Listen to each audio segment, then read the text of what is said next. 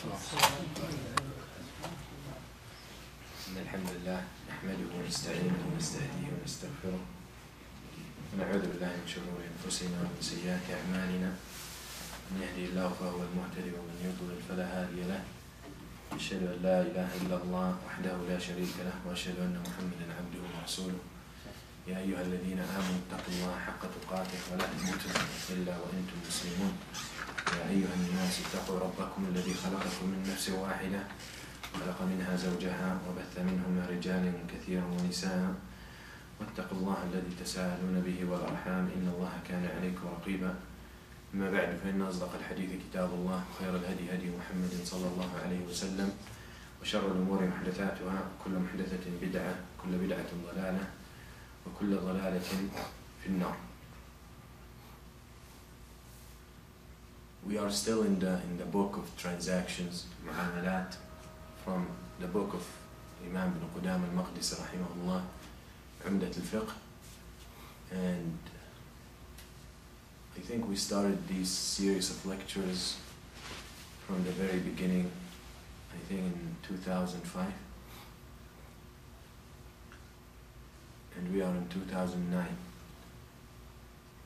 So I think it's about 4 years. And we've been going with the book page by page and sentence by sentence, and just to keep you informed of how far we've been.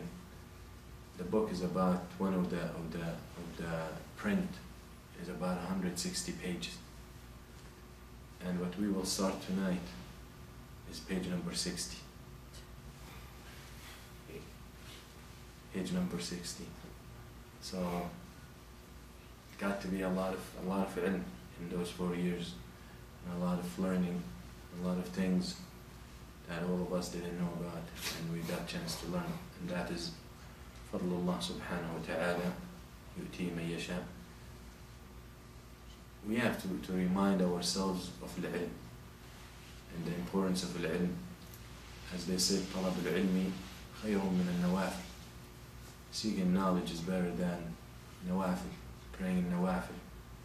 And you find some people dedicated so much into nafila, and he might be in one side of the masjid praying nafila, and a circle of knowledge on the other side, and he would rather stay in his salah and not learn anything. Maybe his salah even is not correct. If he would have joined the circle, he would have learned how to pray better. That is, العلم is much better than nawafil, as they have said. And يقول Imam Ahmed رحمه الله about العلم لا يعدله شيء لمن صحت نيته. That nothing is like knowledge for the one who has the right intention. Nothing is like knowledge. And knowledge is something that the more you take from it, the more you want. Usually food, the more you eat, the fuller you get. You don't want to eat anymore. Even the most delicious food, once you get enough of it, you don't want to look at it again. And you look at people who sell food, specific kinds of food, that maybe a lot of people out there wish if they can buy it. It's expensive, but they wish if they can buy it. They cannot afford it. And you find the person who works in there or the owner of that store is sick of it. And if he sees it, he might throw up if he is offered to eat it. And this is life. But al-ilm, for the one with the right intention, the more he learns, the more he wants. You might go and you might want to search or read about one issue, mas'ala, one issue. You say, I want to know about it, and that's it. And the issue might take you 5 minutes to learn about it or to read about it. And because it's still it's like a thread. You keep pulling and pulling, and connects you to another issue and to a third issue. Or maybe you want to read a fatwa in one of the books of fatawa, and you go and you start looking for the fatwa, and every 2 or 3 fatwas you read the subjects or the titles you're looking for your specific fatwa, the title will catch your attention. You want to know what's the answer. So you go and you open the page and you read it, then you go back to start searching for your original purpose. And then two lines later you find something else interesting and you go. And this is the barakah of al-ilm. That's why the Prophet ﷺ said in the hadith of Muawiyah, من يرد الله به خيرا يفقهه في الدين. Whomever Allah subhanahu wa ta'ala wants good for, will give him the tawfiq to learn the knowledge. So once you see someone whom Allah subhanahu wa ta'ala had given him the tawfiq to learn the knowledge, and to have knowledge, and to have the right intention, and to follow such knowledge with practice and put into practice, then know this is someone that Allah subhanahu wa ta'ala wanted good for, and Allah subhanahu wa ta'ala might be pleased with. That's why Allah subhanahu wa ta'ala says, يَرْفَعُ اللَّهُ الَّذِينَ آمَنُوا مِنْكُمْ وَالَّذِينَ أُوتُوا الْعِلْمَ دَرَجَاتٍ. Allah subhanahu wa ta'ala raised those who believe from amongst you and those who are given the knowledge, darajat. He raised them subhanahu wa ta'ala status. ويقول الله سبحانه وتعالى شهد الله أنه لا إله إلا هو والملائكة وأولو العلم قائما بالقسط لا إله إلا الله. So Allah subhanahu wa ta'ala testifies لا إله إلا الله, and then who else testifies along with Allah? Allah subhanahu wa ta'ala says the angels. And who is the third? أولو العلم, the people of knowledge. So enough honor for the people of knowledge that they come with Allah subhanahu wa ta'ala and with the angels in this ayah. That's enough honor for him. So it's very important. But at the same time, you have to understand it's dangerous. Seeking knowledge is dangerous. Because we all know the first 3 people to be thrown in the hellfire. One of those, as in Sahih, one of those is knowledgeable person. Person who learned.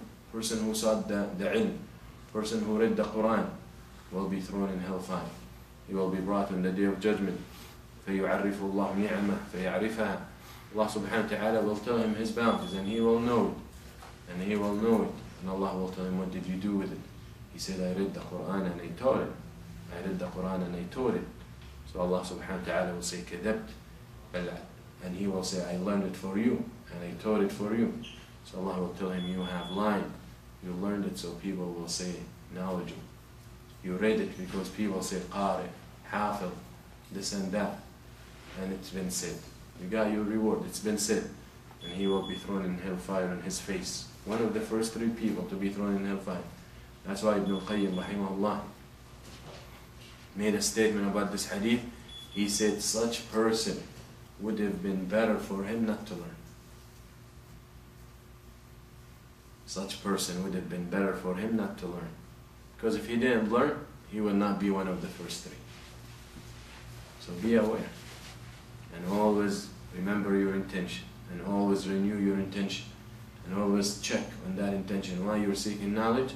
Because if you're going to end up with one of those 3, وَالْعِيَاذُ بِاللَّهِ, then you're better off not to learn. Learn what's required of you, and that's it. Very important. And someone might ask, how do I know? How do I make sure that I can't be one of those? How do I know that my intention in seeking knowledge is the right intention? We say first have the intention to please Allah subhanahu wa ta'ala. Have the intention to remove ignorance away from you. You have to remove ignorance of your heart. You learn because you want to know. And this is the first thing you require, is to remove ignorance and erase ignorance of your system, your own system. So that is one part of your intention. I want to get out of ignorance. Because most people are ignorant. And the second, to remove ignorance from people. To take ignorance away from people. And that's why by making da'wah to this ilm and teaching this ilm, بَلِّغُوا عَنِّي وَلَوْ آيَةً. The Prophet said, convey from me, even if it's one ayah.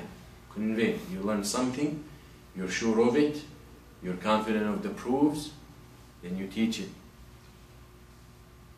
You don't have to have halaqah. You don't have to have a lecture. You don't have to have the minbar. You don't have to have a mic. You teach it whenever you get a chance. To your friends, to your family, to someone you're hanging out with, someone asking you. That's how you teach it. So you make da'wah with it.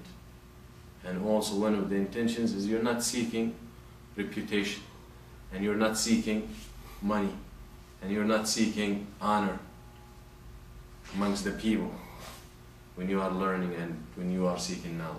If your goal for this, if your goal is you want to go to a university, Islamic university, to get a degree so I can I can be hired as imam, I can get a job, I can, then you need to re-question yourself. My goal, so people will praise me, people will point to me, people will respect me. Recheck yourself and your intention. So all these things, some checklist for you to know.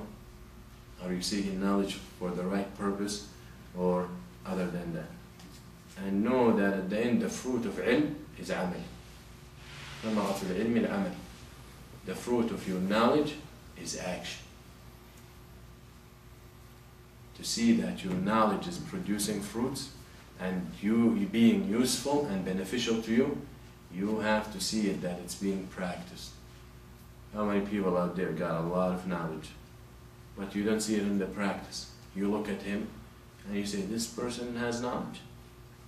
Doesn't look in his mahir, doesn't look in his look, doesn't see him in his behavior, the way he's dressed, the way he talks, the way he conducts himself, the way he carries himself. No, nothing. Where is the knowledge? Arrogant, no shame, faulty language. Where is the ilm? And he might be very knowledgeable. That is on one part, in the behavior. In the other behavior, in the ibadah, where is the knowledge? He has a lot of knowledge, but you find him away from the sunnah. He has a lot of knowledge but he doesn't want to practice.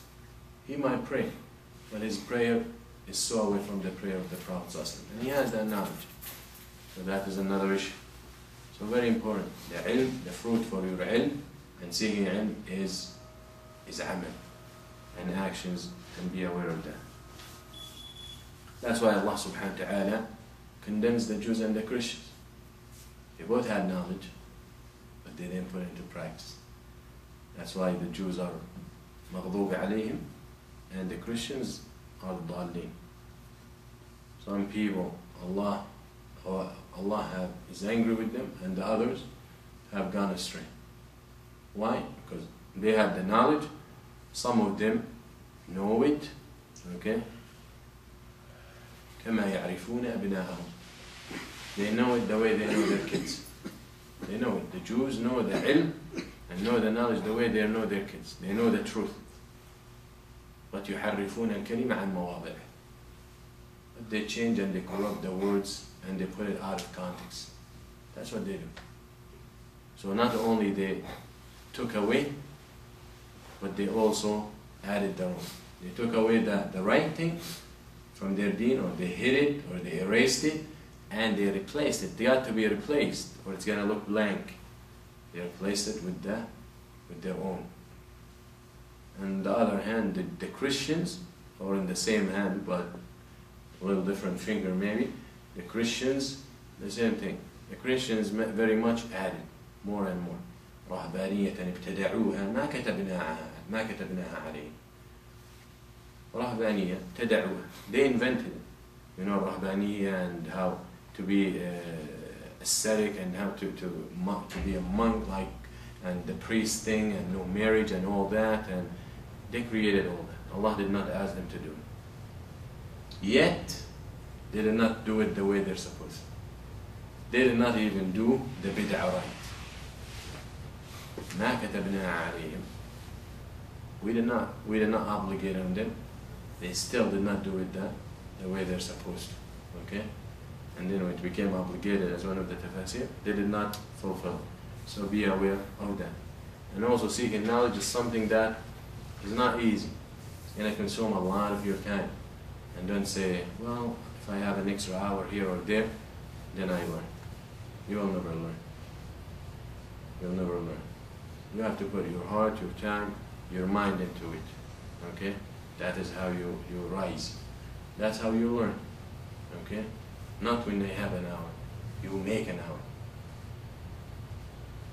Ilm does not accept. Ilm is so honorable and so high and so sophisticated that doesn't accept your free time. Wants the best of your time. And as they said, العلم تعطيه كلك فيعطيك بعضه. Knowledge, you give him, you give knowledge, all of you. Knowledge will give you in return some of it. You give it all of you, it will give you in return some of it. So life is short to learn everything. Life is short to know all the knowledge in Islam. And this is one example. 4 years and we're 60 pages. Of 160, of one of the smallest book in fiqh. Inshallah, when I get chance, I will bring this book we're studying, and I will bring another book for the same Imam, Ibn Qudama, to show you the comparison, and to show you that what we are going through, and the book we chose to study, should be the beginning. Inshallah, we are doing the right thing. But just to show you the difference. That when they wanted to advance and to do more and more and to go into details. Some of us think we are going into details. We will show you the difference, inshallah. Maybe when we return. Alright, so that's just a beginning, just to renew the intention and all our purpose. Jazakallah.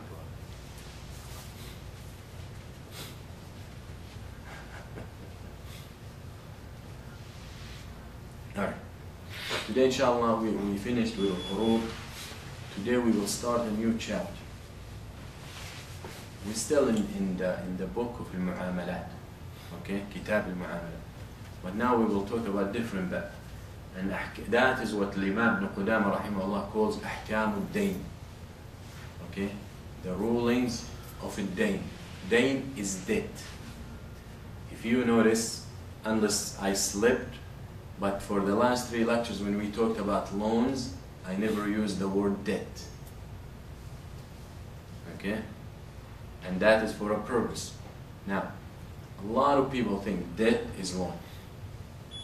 If I'm in debt, that means at one point I took a loan and now I'm in debt. That is inaccurate thinking. Okay? And we need to distinguish between the difference. And one example, just to give you, you can be in debt because of a loan, right? And you can be in debt because of a sale. A sale. You sold and you sell and you buy and you end up in debt. You borrow and you lend, you end up in debt. Got it? We'll give an example. So, in other words, debt is a more general term. Qard, or loan, when we talked about in the last 3 lectures, borrowing and lending and borrowing, is smaller and it falls under debt. So in other words, every loan is a debt, but not every debt is a loan.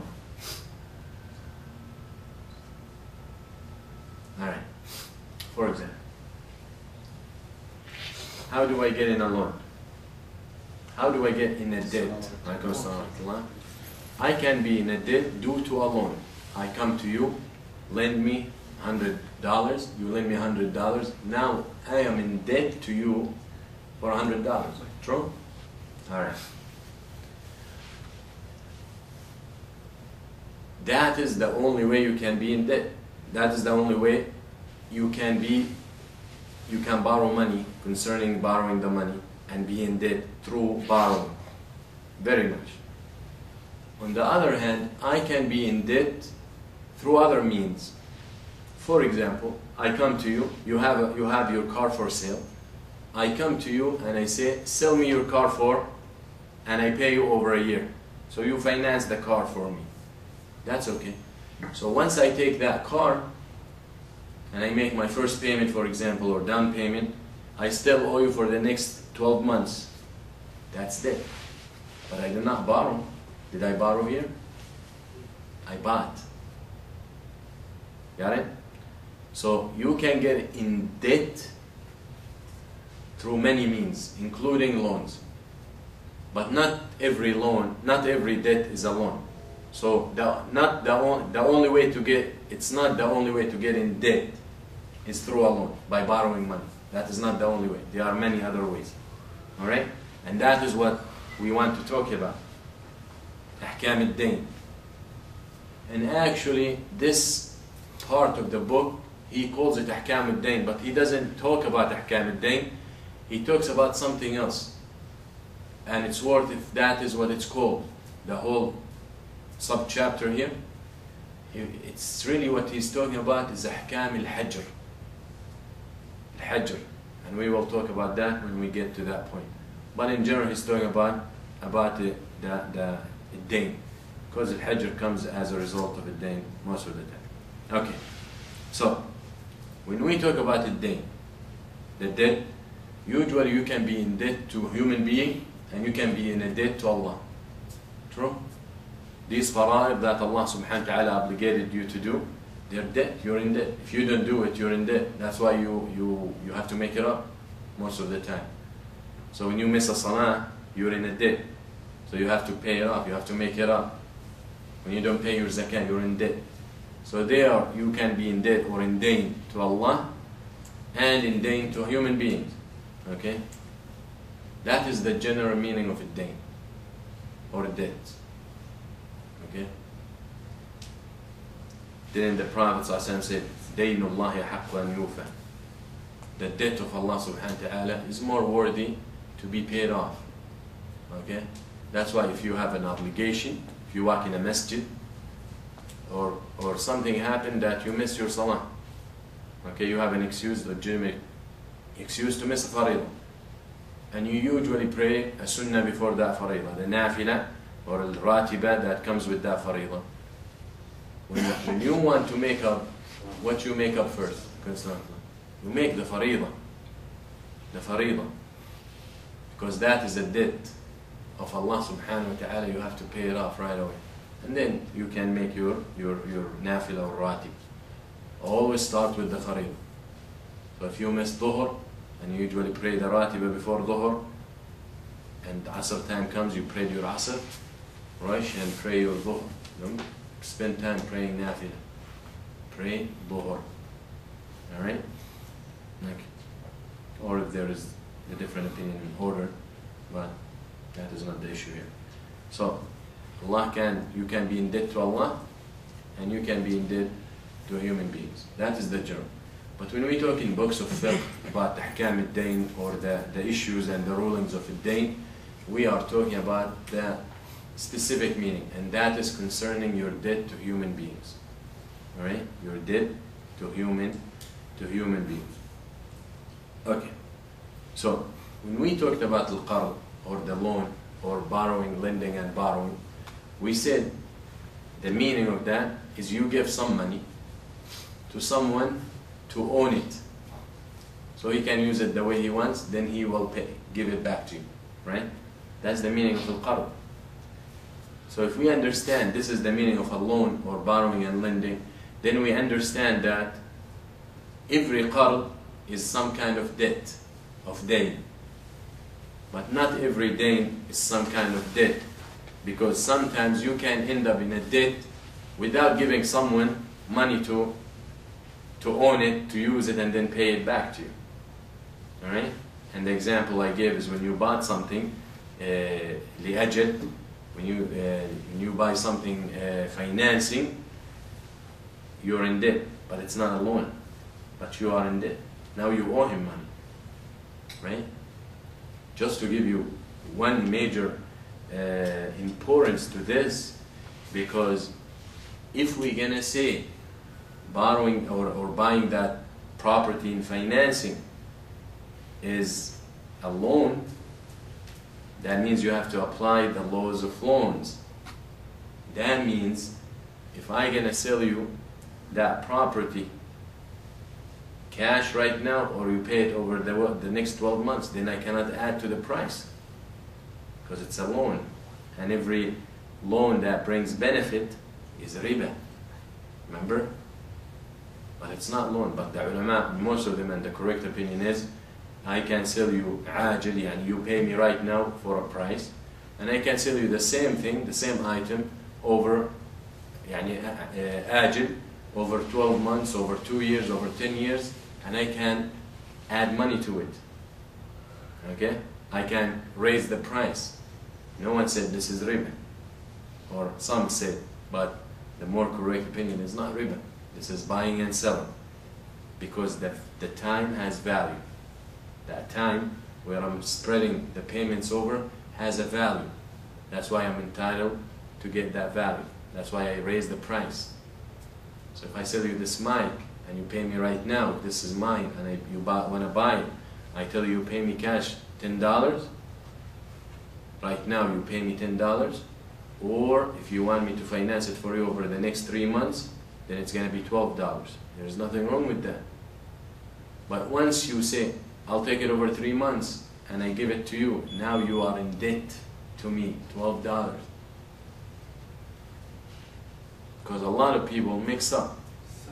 Because a lot of people say, I borrowed from so and so $12,000. How did you borrow it? I bought a car and I have to pay him over the next 12 months. That is wrong. You did not borrow, you bought, but you're in debt. يعني يقول اقترضت. أنت لم تقترض، أنت اشتريت. Because الأحكام are different. The rulings are different for القرض than for الدين. For the loan from the debt. So very important that we focus on that. So in general, just in summary, every loan is a debt. Every loan will get you in a debt. But not every debt is a loan. Meaning you are not in debt. Not everyone who's in debt is because borrowed money. There are many different means for that. Now,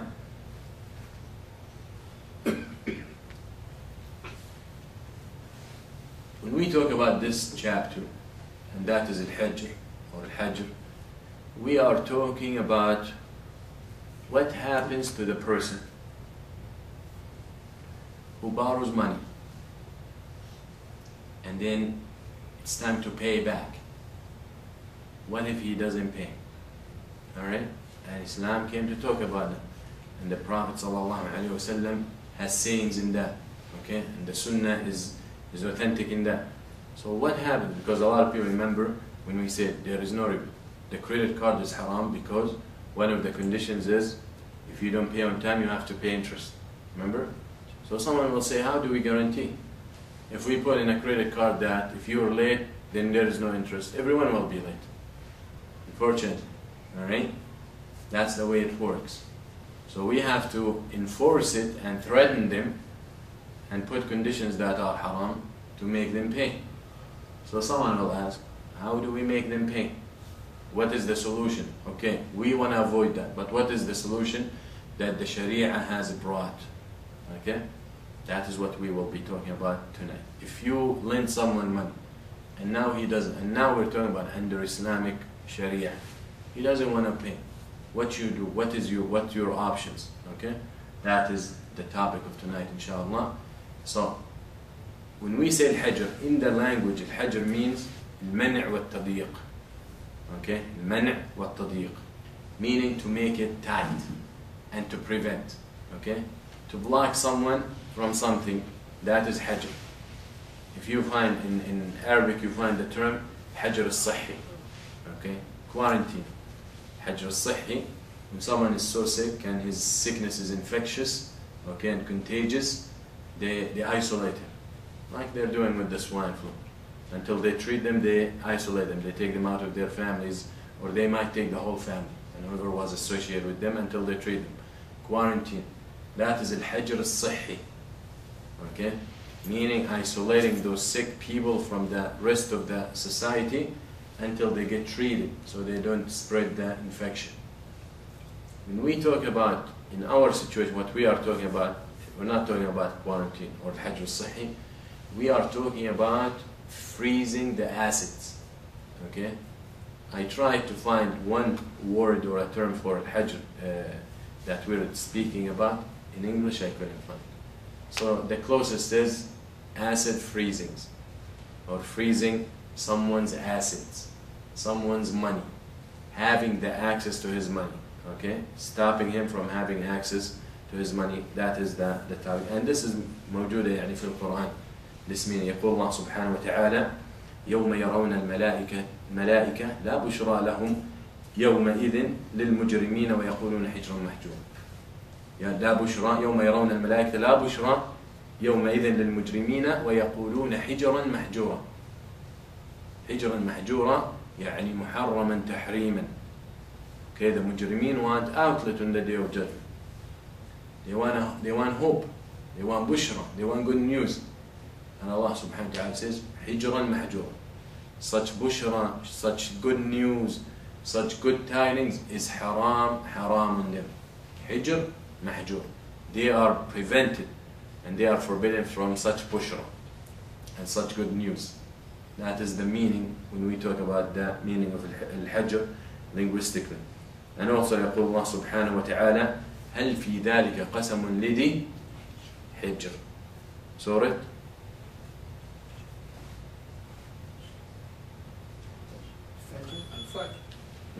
Fajr. What is al-hijr here? Hijr is one of the meanings of al-aql, of the brain. Brain is also, or al-aql, is also called hijr. And the reason it's called hijr, because it prevents, remember one of the meaning of hijr is preventing, it prevents the one who has it from doing the wrong things, from doing the crazy things, from throwing himself off a hill or off a mountain. So that's why al-aql is called hijr. Al-aql is called hijr because of this reason. Because he who has sound brain and sound mind will not do the bad stuff. Which means all the kuffar don't have brain.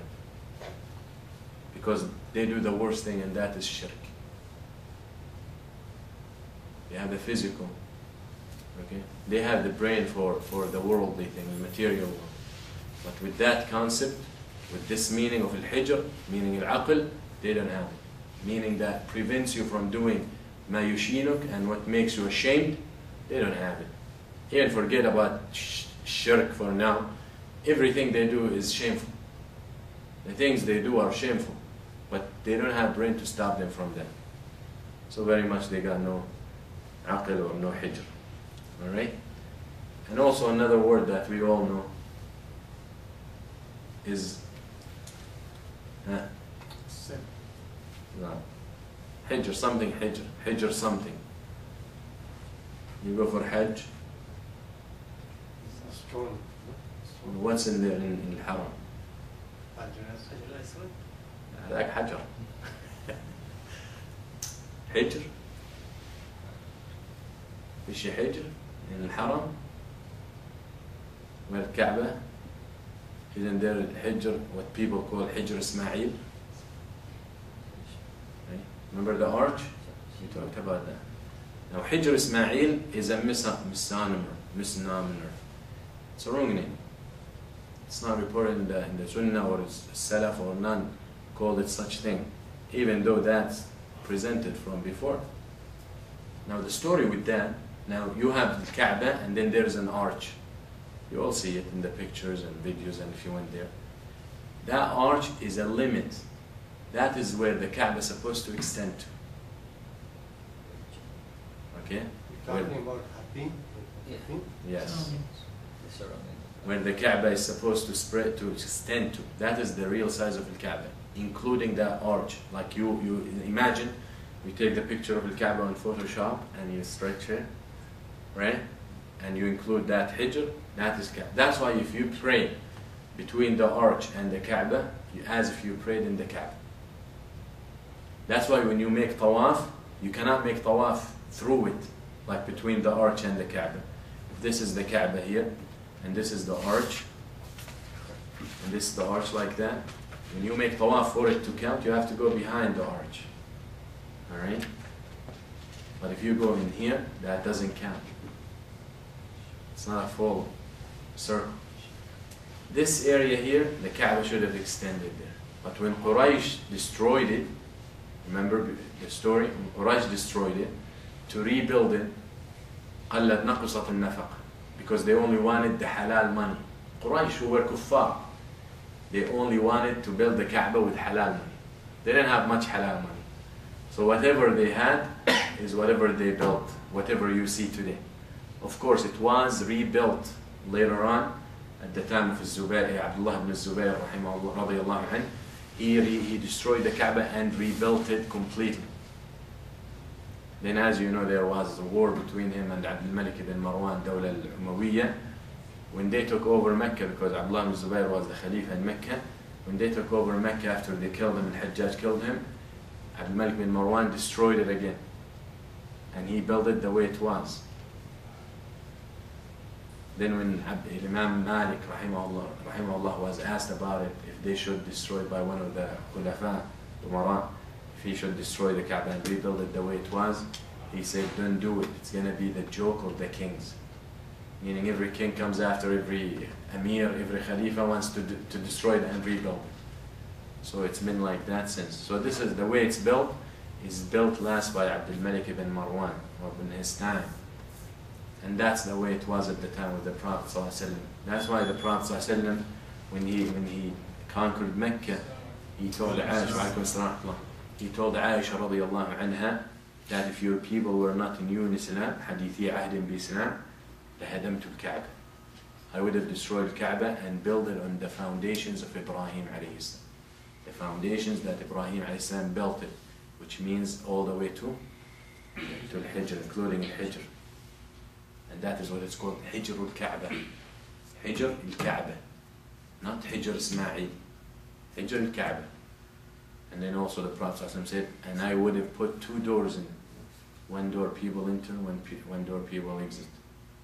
Now, but he didn't do it. Why? Because the people in Quraysh were new in Islam, so he was afraid of a fitna.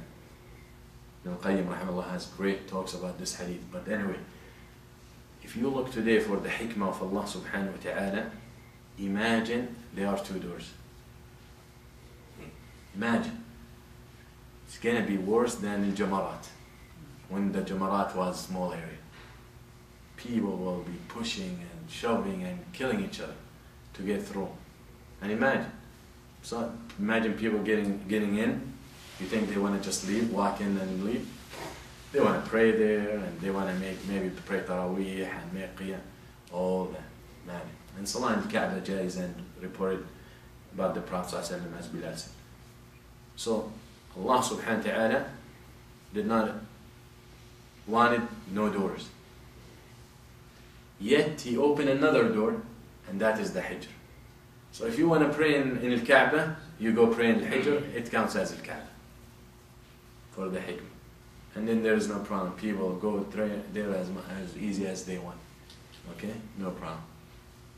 But usually it's blocked because a lot of people don't even know that they cannot make tawaf through it. But that's, the point is, Hijr al-Kaaba. That is also word Hijr. Okay? And that is between Kaaba and the arch that you all see. And as we said, the meaning of Al-Hijr is to prevent. So this Hijr al-Kaaba is again the arch to prevent the people making tawaf to go in between the arch itself and the Kaaba. So again, we are going in the same linguistic meaning when we talk about Hajr. Now, isn't there another ayah where Allah subhanahu wa ta'ala spoke about how there's a kind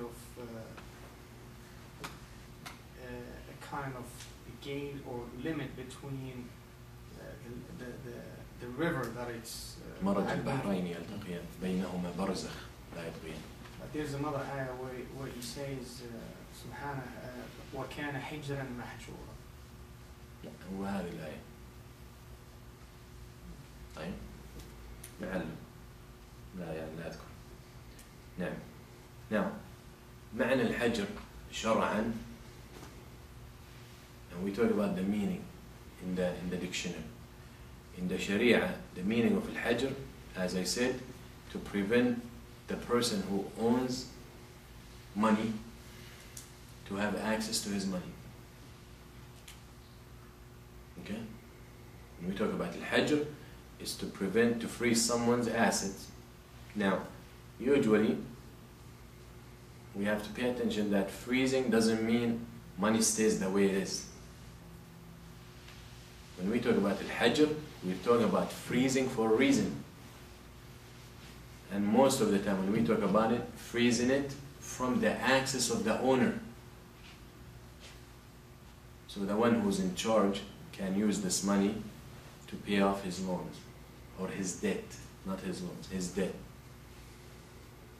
Okay? For example, and we will talk about this as we get to it. And the dalil, Allah subhanahu wa ta'ala says, وَلَا تُؤْتُوا السُّفَهَاءَ أَمْوَالَكُمْ الَّتِي جَعَلَ اللَّهُ لَكُمْ قِيَامًا. Allah subhanahu wa ta'ala says in Surah An-Nisa, don't give the sufaha. Sufaha could be little kids who don't have mind enough or experience enough to use their money. It could be crazy people. It could be people who are naive, who cannot use their money. Do not give them their money. Do not give them access to their money, because they might not know how to spend it. Alright? So that is dalil from the Quran. Also Allah subhanahu wa ta'ala says, وَابْتَلُوا الْيَتَامَ, in the same surah. Actually the next ayah, وَابْتَلُوا الْيَتَامَ حَتَّى إِذَا بَلَغُوا النِّكَاحَ فَإِنْ آنَسْتُم مِّنْهُمْ رُشْدًا فَادْفَعُوا إِلَيْهِمْ أَمْوَالَهُمْ. When an orphan is still young and little, and you know the ulama say like an orphan is usually once the kid reaches the age of puberty, he's not an orphan anymore. Because you find some people coming and they're collecting the donation and the guy is orphan. Okay, how old is he? 30. You know, so it's very important. So when these kids die, their parents die or their dad or whatever, Allah subhanahu wa ta'ala give the right for wasi. Someone might be the father put in his will. Someone who might be in charge of them, an uncle, a grandfather, whoever. They become in charge of their money. But it's a trust. Okay, it's a trust. So Allah subhanahu wa ta'ala says, so you prevent them from having وَابْتَلُوا الْيَتَامَ, they prevent them from having their money until they reach that age. Okay, where they can manage their own money, where they are so fit to handle their own money, then you give them their money. You give them their money. Okay? So it's a very point. So this is dalil also. You can hold the access of someone to his money for a purpose. Okay? For a purpose. And here we're talking about this specific issue. But what our topic is about is a dain and debt. Alright. Also, the Prophet ﷺ did hajr on Mu'adh. Mu'adh radiallahu anhu was in debt, and the Prophet ﷺ froze his Mu'adh's money, or took it from him, or prevented him from having access to it, and he ﷺ paid off Mu'adh's debt from Mu'adh's money. Okay? From Mu'adh's money. That's in the Sunnah. And when we talk about al-hajr, the ulama divide into two types. Okay? Into two types. One is hajr for the person's own benefit. لِحَظِّ نَفْسِهِ. And the second is hajr لِحَظِّ غَيْرِهِ, for other people's benefit. Okay? Sometimes al-hakim or al-qadi or the jurist or the judge will give a verdict that so and so has no access to his money. That can be for the person's own, the owner of the money, benefit, and it can be for other people's benefit. Such judgment, such order, court order, okay, because of this, can be for the person himself, the one who has the money's benefit, or for the benefit of other people. And the ayat that we mentioned are the dalil for one. The ayah about وَلَا تُؤْتُوا السُّفَهَاءَ أَمْوَالَكُمْ, and do not give the naive or the youngsters or the people who cannot handle their money, don't give them the money. وَابْتَلُوا الْيَتَامَ, the orphans' money, don't give it to them. Like don't give them access to it. Inshallah, inshallah, inshallah. Allah barak feek. It's good. Is it for Hajr for own persons or Hajr for the benefit of others? For the persons themselves. Good. They tell you, don't give an orphan, some 5 years old, inherit $1 million. You don't take the $1 million, it belongs to him, but you don't give him the $1 million. You might burn it, you don't know. He doesn't know $1 million, what it means. Okay, so the person who's in guardianship of them or who's guardian over them keeps the money and prevent them from having access to it. Okay, that means when the 5 years old comes to the guardian and tells him, you have $1 million for me, give it to me right now. He doesn't give it to him. Got it? The other situation, or majnoon, someone who's crazy as well. The other situation is debt, like the story of Mu'adh, with the Prophet ﷺ with Mu'adh. Mu'adh is in debt. The Prophet ﷺ freezes his asset, so he would pay ﷺ the debt of Mu'adh. Is that for the benefit of Mu'adh or for the benefit of others? For others. So these are the two kinds of al-hajr when we talk about. نعم. قال مصنف رحمه الله. Now all this is introduction. Now we see what Ibn Qudamah رحمه الله said. باب أحكام الدين. The bab or the section of the rulings of الدين, of debt. And we said, he mentioned some of the أحكام الدين, but the main topic is hajr. Okay? Asset freezing. Okay.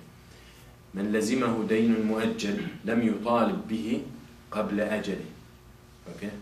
من لزمه دين مؤجل لم يطالب به قبل أجله.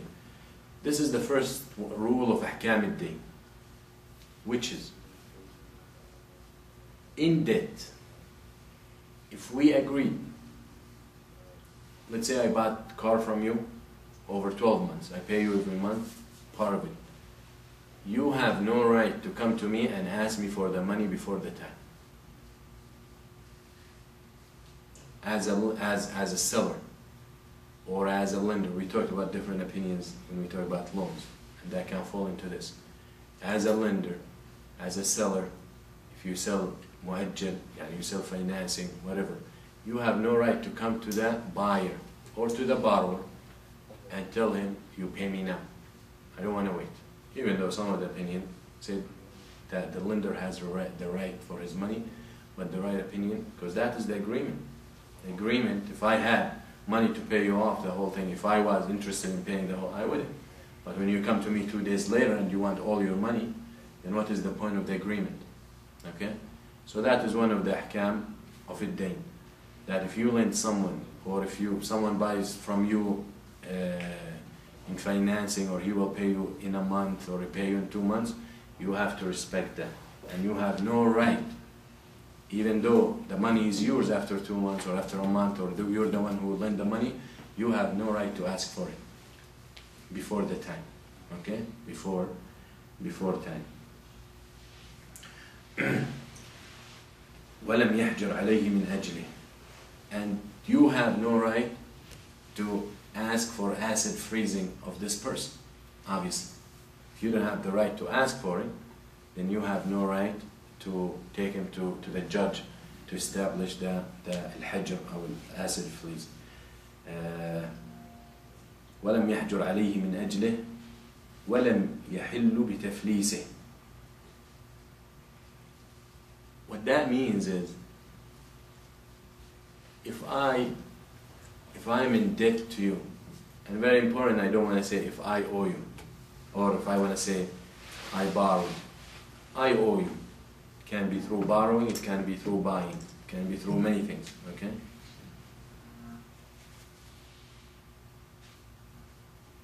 If I owe you $1,000, or I'm in debt to you for $1,000, and you're supposed to get it in January, and today we are in October, January next year.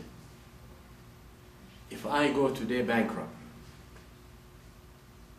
okay, if I go bankrupt, I have business, I have a big shipment coming over, it drowns. So I'm bankrupt. I put all my money in it, bankrupt.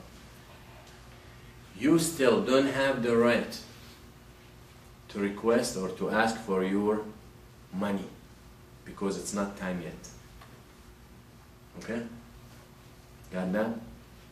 Whatever happens to the person in debt, and when death happens also, we will talk about it in a little bit.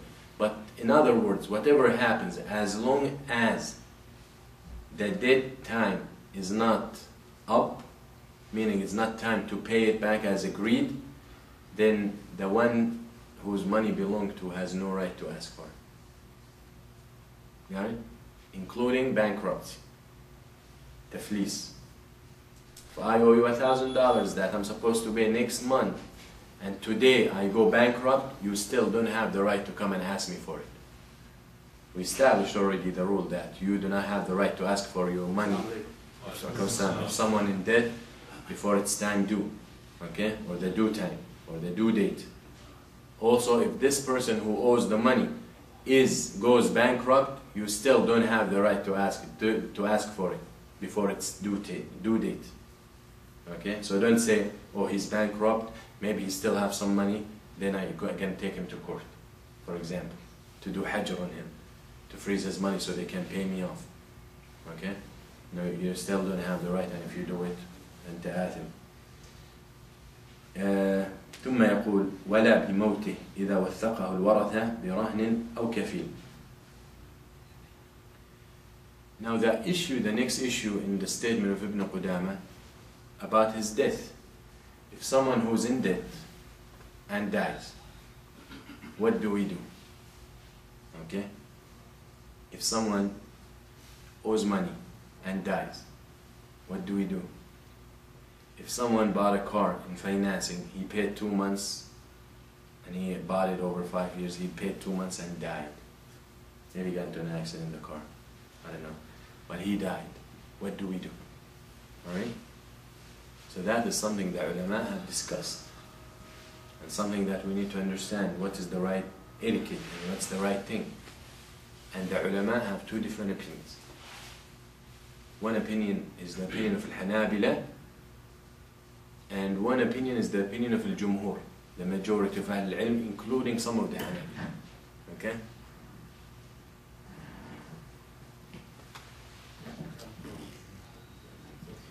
According to Ibn Qudama rahimahullah, as in his book, Umdat al-Fiqh, he said, when someone dies and he's in debt, and the debt, let's say, in 2 months, because we're talking about this issue, the one that the debt belongs to, meaning the one who owes the money, the one who has the money, or who owns the money, or the money will be paid to, the lender, if he can use lender if it's an issue of loan, the seller if it's an issue of selling and buying and you still did not pay it off, doesn't have the right still, even after the death of the person who's in debt, with conditions. There's a condition. As long as the heirs or the people who are going to inherit him can bring a collateral, provide a collateral, or provide a guarantor, kafil. Okay. Let's give an example. The same guy who bought the car, he came and he bought it from brother Jamal. He bought a car and he's supposed to pay him over the next 12 months. The man paid the first 2 months and died. So let's say the car was $1,200, he paid him $200 and he still owes $1,000 and he died. Now this person who died got people to inherit him. وَلِكُلٍّ جَعَلْنَا مَوَالِيَ مِمَّا تَرَكَ الْوَالِدَانِ وَالْأَقْرَبُونَ. He got some people who are going to inherit him. Now, he paid his second payment and he died.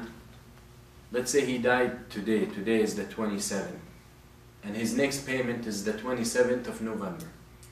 Okay?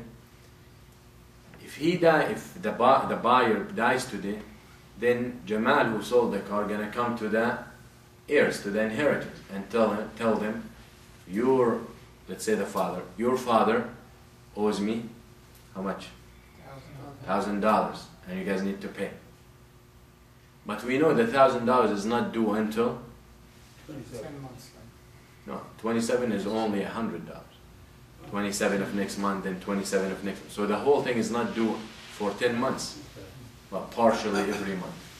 But let's stick with the next payment. Next payment is not due until next month. So Jamal, the guy who sold the car, wants his money because the guy did. He said, that's it, he's dead. Before you guys distribute the mirath and his inheritance, pay his debt. So the opinion of Ibn Qudama and Hanabila, they said they don't have to pay it before it's time. Because it's not time yet. So in other words, his debt has moved and been inherited as well. Okay? They don't have to pay it before time. That is agreed on. So the agreement continues. But to be qualified for this, because most probably they're going to distribute his money, and you don't want just to give away the inheritance, and then Jamal, no one going to pay him. So they said the only way that this will be permissible, that he doesn't have the right to ask before the 27th of November, is if the heirs or the inheritors provide collateral or kafil, guarantor. If they cannot provide either, then he is entitled to ask for his money, and he can take it to court. Got it? You guys got the point? So as long as there is provision, or there is a providing of collateral or guarantor, that if they don't pay, this guarantor gonna pay. If they don't pay, he can take this collateral and benefit from it. Then they don't have that privilege, the heirs, and they have to pay him, and he can take them to court. Alright? That is the opinion of Al-Hanabi. The opinion of the Jumhur, or the majority of the ulama, no. They said they have to pay it right there. Remember, the Prophet ﷺ said, "Al-mayyit mu'allaqun bidaynih," or ruh al-mayyit. The soul of the dead person is hanging by its debt. So if he's in debt, his soul is just hanging, doesn't know what's going to happen. Prophet ﷺ didn't pray on someone because he was in debt. When someone died, the Prophet ﷺ came to pray on him. He said, is he in debt? They said yes. He held the salah until the debt was paid. Got it? So these are issues. That is where you find the difference in opinion. And we will go, just it's worth to discuss to see why this opinion and why is that opinion based on that in the dalil. So we'll take it. Let's see. So in other words, before we start with the dalil, we see that the majority of the ulama said, Jamal has the right to ask for the debt to be paid off before they divide the inheritance. The other people say, or Hanabila, including Ibn Qudama, he said, no, he doesn't have the right as long as they provide him collateral or guarantor. So in this way, they said, the money of the inheritors preserved, and the money of the lender or the seller, the one who owes the debt, preserved. For example, we are inheritors. When someone dies and we're supposed to inherit him, his money becomes ours. True? So if we're going to say that we have to pay off his debt before we take the inheritance, that can be harmful to us. So if he's leaving behind $10,000 and his debt is $10,000, then we as heirs or as inheritors will end up with nothing. That is harmful to us. If we go with the other way, without asking for guarantor or collateral, then it's harmful for the seller or the lender. So there got to be a way in between to preserve the rights of those and the rights of those. That is where the opinion of Al-Hanabila and the opinion of Ibn Qudama is a very strong opinion. Because when you ask for guarantor or collateral, you're preserving the rights of the seller or the lender, the one who will be paid the debt. And if you don't require that they pay on the spot before they divide the inheritance, you preserve the money of the heirs, the people who are inheriting the money. And those people could be in need. Those people could be the kids, little kids of this dead person. Those people could be the wife of this dead person. Okay? Could be the parents of this dead person. So very important that, and the Islam came to preserve the money of everyone. Okay? حقوق المال, حفظ المال. من مقاصد الشريعة حفظ المال. Just like حفظ العرض, حفظ الدين, حفظ العقل. All these things Islam came to preserve. So let's take a look at the opinion and the adillah. So the adillah from Jumhur, the majority, why they said it has to be paid. They said, the Prophet said, نفس المؤمن معلقة بدينه حتى يقضى عنه. Prophet said, the soul of the believer is hanging by his debt until it's paid off. Hanging, doesn't know where it's going to go. Okay? That's one of the meanings. So it's hanging, doesn't know until the debt is paid. Also they said, Allah subhanahu wa ta'ala did not allow the inheritance until the debt is paid off. يقول الله سبحانه وتعالى when he talks about the inheritance in Surah An-Nisa, من بعد وصية يوصي بها أو دين. Allah subhanahu wa ta'ala said what the boys get, what the girls get, what the parents get, and what the brothers get. Then he says subhanahu wa ta'ala, all that after the will, wasiyah, after what the dead person gave in his will. That's when they divide, after his will is fulfilled, or dain, or debt. Or debt. So they said, this ayah is clear, that we have to pay the debt first. We have to fulfill his will first, before we divide the money. So in other words, they say, Jamal is entitled to ask for his money before the will, before the money is divided. Strong opinion, strong dalil. Also,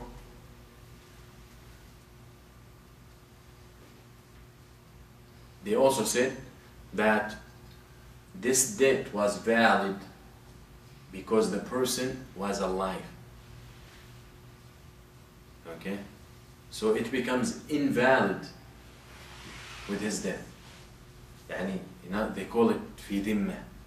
يعني في الذمة في ذمة الرجل. هذا دين في الذمة.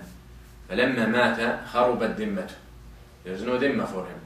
In other words, he is supposed to pay in the 27th of November as long as he is alive. That is a promise between me and him, because that's what we agreed on. But after his death, there is no agreement anymore. He's dead. So that means they are required to pay it off right away. Alright? That is their opinions and their adillah. The adillah of the others, and you see, strong opinion and strong adillah. The adillah of al-Hanabila and Ibn Qudam rahimahullah, they said, the Prophet said, مَنْ تَرَكَ مَالًا فَهُوَ لِوَرَثَتِهِ. The Prophet said, whoever leaves money behind, then it belongs to the inheritors, to the heirs. So they said, the fact that when that person died, the money he left behind belongs to those who are going to inherit him. And they are not obligated to pay off his debt. Because now it's their money. Got it? Yes, they will pay it out of righteousness, out of birr, but they're not obligated to pay it from the money of inheritance because it belongs to them right now. Okay? Also,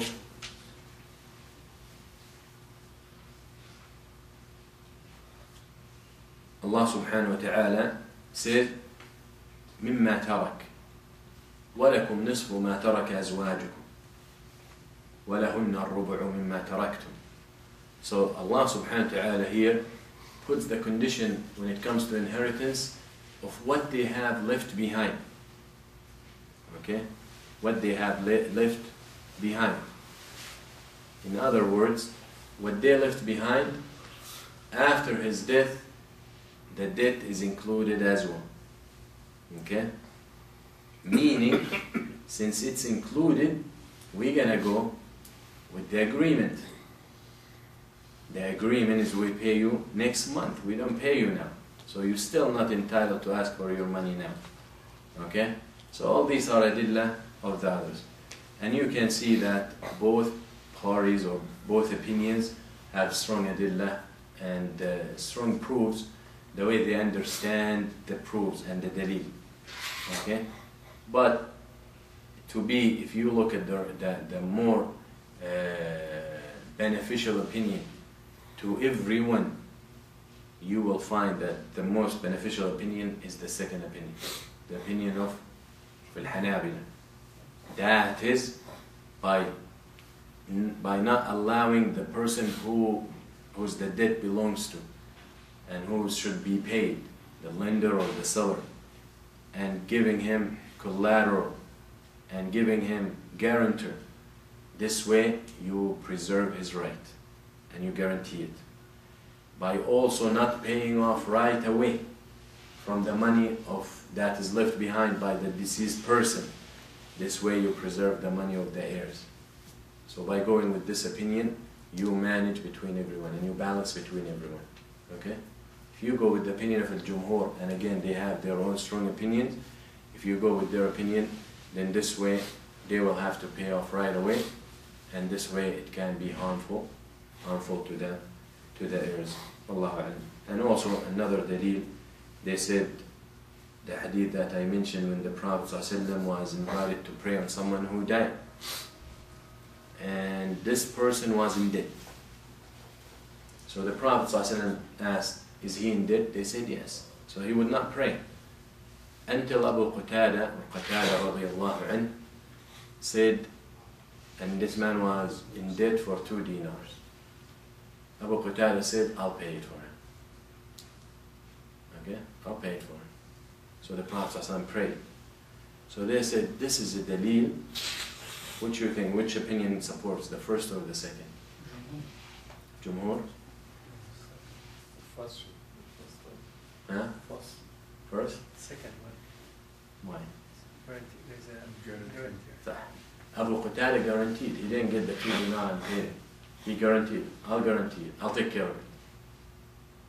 I will pay it. But the Quranic ayat come first that we are dead yet. Yes, the Quranic ayat, that the hadith explains when there is confusion. طيب? So the fact that someone guaranteed, Abu Qatada guaranteed, he will pay the 2 dinar or the debt of this person, the Prophet ﷺ went ahead and prayed. They said, as long as you provide a guarantor or kafil, that's it. Okay? And you don't have to pay it on the spot. فرجع النبي صلى الله عليه وسلم حتى قال أبو قتادة ديناران علي يا رسول الله. قال عليه الصلاة والسلام حق الغريم أو حق الغريم وبرئت ذمة الميت. قال نعم فصلى النبي. So the Prophet صلى الله عليه وسلم, when Abu Qatada said that, he said, so the guarantee, there's a guarantee for the gharim, okay, for the lender or the one who owes the money, or the one who has the money belongs to, and برئت ذمة الميت. And now the dead person is freed from this responsibility. Just by Abu Qatada saying, I'll take care of it. Alright? So this is a support for the second opinion.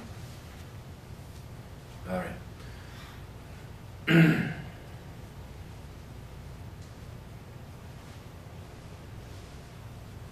Also, if you know one of the opinions of Al-Jumhur, one of their adilla, they said نفس المؤمن معلقة بدينه, meaning, as I said, that his soul is hanging due to his debt, meaning that he might be harmed, okay, or he's in harm because of his debt.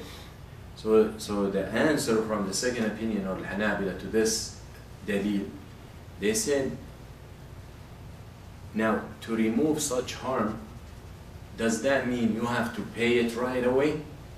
Or you have at least to guarantee you're gonna pay it, and that will free his dhimma. Got it? So they said, just the fact someone might volunteer to take care of it when it's due, that can be enough and sufficient to resolve this issue with the soul. Okay, they say, in other words, they say, what is the dalil that you have to pay it right away for his soul not to be hanging anymore? Just the fact, just maybe guarantee you're gonna pay it, or bringing a collateral, or bringing a kafil or guarantor, that can be sufficient for his soul to be not to be in harm. Okay. All right. So the bottom line is, dain or the debt is not or doesn't become obligated to be paid or doesn't become due to the fact of someone dies or that the person in debt dies, as long as there is a guarantor or collateral. If the heirs cannot provide guarantor or collateral, then they are obligated to pay it off right away. So that is a condition that we put in there. قال المؤلف وإذا أراد أي يعني المدين سفرا يحل قبل مدته إلا أن يوثق بذلك يعني برهن أو كفيل.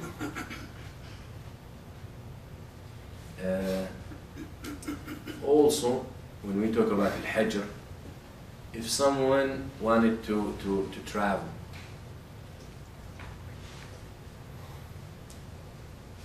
I'm in debt and I want to travel, voluntarily travel, not obligatory, just want to travel. I want to go fi sabilillah. Okay? There's a war I want to go for, and it's tatawwu'. It's voluntarily war. While I'm gone, my debt is due. Let's say I leave today, and my debt is due next week. But most probably I will disappear for a few months. The person that I owe money to has the right to stop me from traveling. And has the right to freeze my money or to request that my money is frozen. But here, pay attention, the safar is tatawwu'. The traveling is voluntary. Okay? It's not obligatory. Safar is tatawwu'. Because the fact that I will disappear for a few months and no one will pay him his debt when it's due, that is harmful to him. Okay, so that is one of the issues the ulama have discussed. Unless me, the one who's in debt, before I travel, I can provide the guarantor or collateral. So if I can say, the brother will take care of it, if I'm not back, then I can go. Alright? The same issue. So you can see Islam trying to preserve the rights. So when he sold you financing, he wanted to help you. When he lent you the money, he wanted to help you. Okay? And there is no riba involved in lending. And we prevented him from taking some advantage of you. So as a return, Islam will also preserve my right. I helped you when you needed me. Okay? Islam gonna take care of me when you are due to pay. Alright? This way, no one is hesitant to give. No one, if there's Islamic rulings and Islamic government and Islamic Sharia being in practice, then people will lend. And he knows that if this person, when the money is due, doesn't pay, I'm going to get it through al-hakim, through al-qadi. Okay?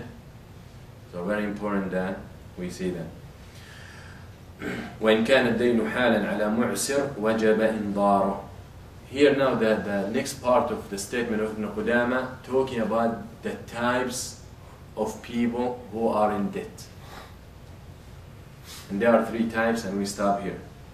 The people in debt can be, or they are one of three kinds.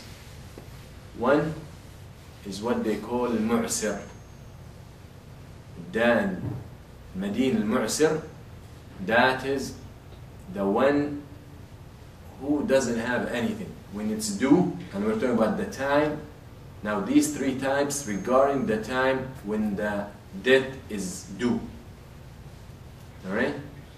Not when the debt is given, not when the debt is not due, when it's due. So if it's due today, then we, the people who are supposed to pay their debt, if it's due today, can be one of three categories, one of three types, and each type has its own hukm. One is al-mu'sir. And al-mu'sir is someone who got nothing. Someone who got nothing. Alright? Meaning he got no penny, he got no dollar to pay. He's due, he's supposed to pay, he lent you $1,000, he's supposed to pay today, October 27, but he doesn't have anything. That's one kind. That's al-mu'sir. Okay? The second type, the man whose money more than his debt.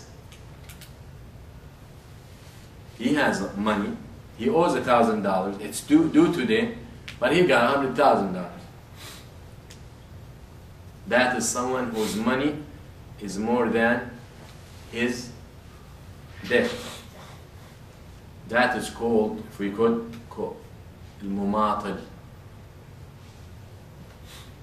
Who can give me an English word for this? Mumatil. Now, when we talk about these three types, not cheap.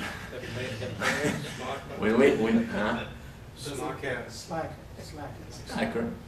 We'll talk about what the issue with these things when we talk about these three types.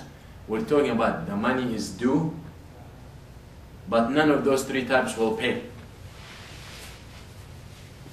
So when one of them doesn't have anything, he deserves the name of al-mu'sir. Mu'sir meaning he's in a hard time, he's having a difficult time. Okay? He's in a hardship. The second type is the one whose money more than his debt, but he doesn't want to pay still. This one is called mumatil. He drags. He avoids you.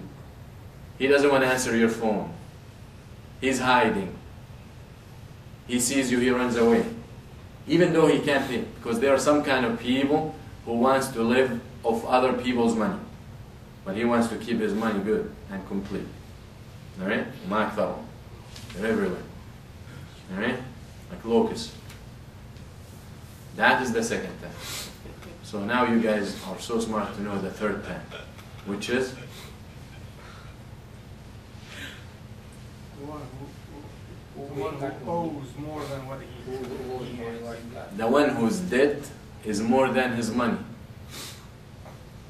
Now that is not the first one. The first one got no money, the mu'sir. The second one, his money more than his debt, so he can pay. The third one is whose debt is more than his money. He owes $10,000, but he only has $1,000. What do you think the name for this guy?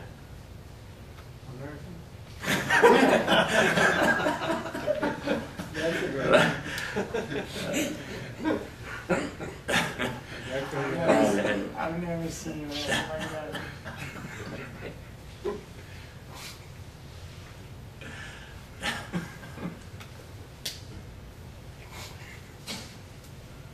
Like they used to say, Alhaq Allah sinnak. The third type is when his debt is more than his money. This one is called muflis, bankrupt. When someone is bankrupt, I mean the street language, when we say bankrupt, that means we think he got nothing. No, he got, most people who declare bankruptcy, they got a lot of money. They just don't want to pay, right? But the only way, most probably, I don't know the laws, but the way that they have to prove that they deserve bankruptcy is they have to provide that they cannot pay it off, right? Okay? But anyway, that is the third type. So we have the mu'sir, who doesn't have anything. We have the mumatil, whose debt is less than what he has. He has more money than his debt. That means he can cover his debt fine. And the third is al-muflis, the bankrupt. And that is the one whose debt is more than his money. Meaning if he wants to pay his debt, it will eat all his money. Alright? And when it comes to paying their debts and they refuse, each one is treated differently by the law of Islamic Sharia. In the Western law, everyone is the same. In Islam, it looks at the situation and looks at the condition and looks at what's happening and looks at the mu'sir, the one who cannot pay. And if he has, he would. Different than the one who has, but he doesn't want to pay. Different than the one, if he paid everything, he will end up mu'sir. So, and we will see what Islam came to solve this problem and how the Sharia will treat each one who's in debt, who might fall in those categories. That is next time, inshallah. أقول قولي هذا وأستغفر الله لي ولكم وصلى الله على محمد جزاكم الله خير السلام عليكم ورحمة الله